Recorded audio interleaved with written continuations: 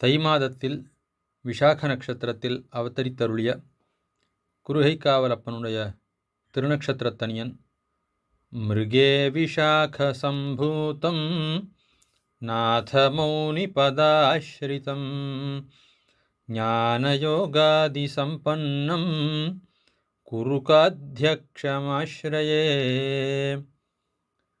அவருடைய நித்தியத்தனியன் நாதமௌனிபதாசக்தம் ஞானயோகாதிசம்பதம் குருகாதிபயோகீந்திரம் நமாமி சிரசா சதா.